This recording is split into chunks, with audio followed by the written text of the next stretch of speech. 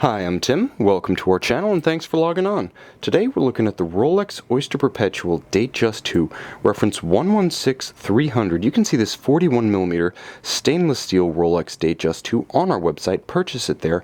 And if you enjoy these videos, please subscribe to our channel.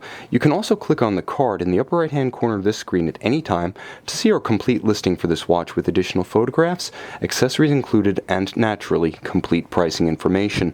Now on my wrist, 6 1/3 inches, 16 centimeters in circumference, you can see the Datejust 2 has a very different profile and proportion than the original 36mm Datejust. Now the Datejust 2 debuted in 2009. It didn't replace the original 36mm watch, rather it joined it as a running mate for those who preferred a larger timepiece in the modern fashion, or simply had such a large wrist that the 36mm model would have looked out of place. Now the watch has a 41mm measurement across the round of the case, not including the crown, but it does wear quite a bit larger than that. Not in terms of thickness and profile. Where 12mm thick with a conical bezel, it easily slides under a dress cuff, but rather in terms of its breadth across the cushion-style Rolex Oyster case. Now this one measures 52mm from the rigid end piece of the bracelet to its outward projecting opposite number on the other side.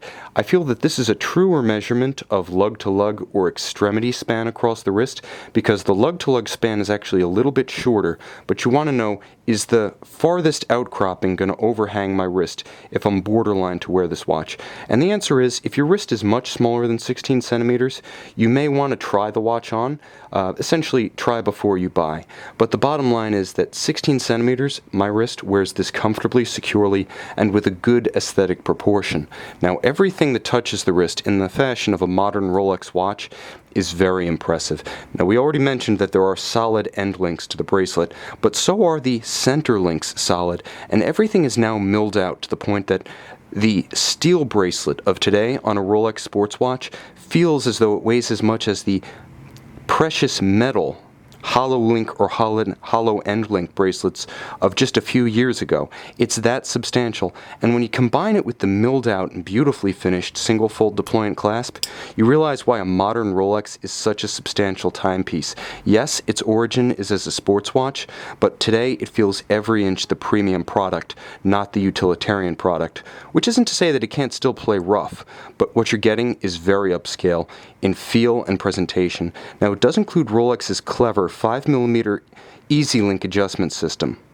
So if you want to take the bracelet in a little bit, for instance after an active day when you start to cool down at night, or you want to add a little bit of length when it's hot or you're active, you can do so without bringing a jeweler tool or your jeweler into the equation.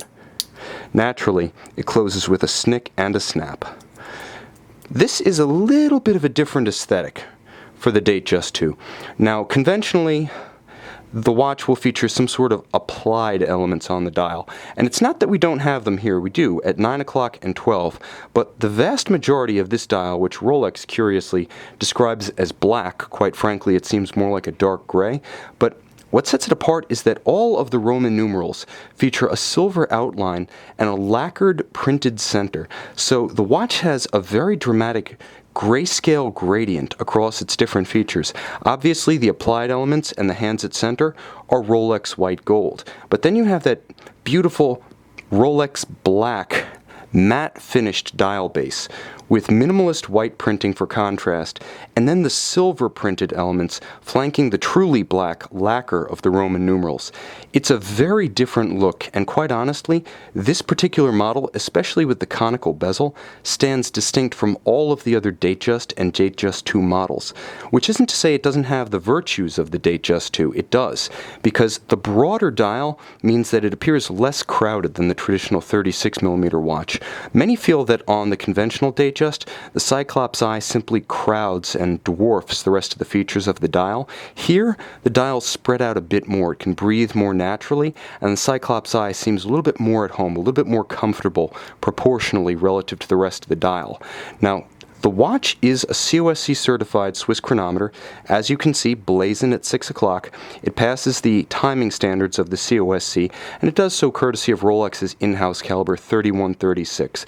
It's distinct from the 3135 because while it has all of the traditional Rolex standards, perpetual winding, COSC chronometer, quickset, hacking, Breguet overcoil hairspring, parachrom, a full balance bridge, a free sprung balance, it adds Rolex's Paraflex in-house shock absorbing system, so it frees itself from the tyranny of alternately Inca block or KIF used by the rest of the industry. Just another demonstration of how Rolex has truly brought all of the disciplines of watch manufacturing in-house.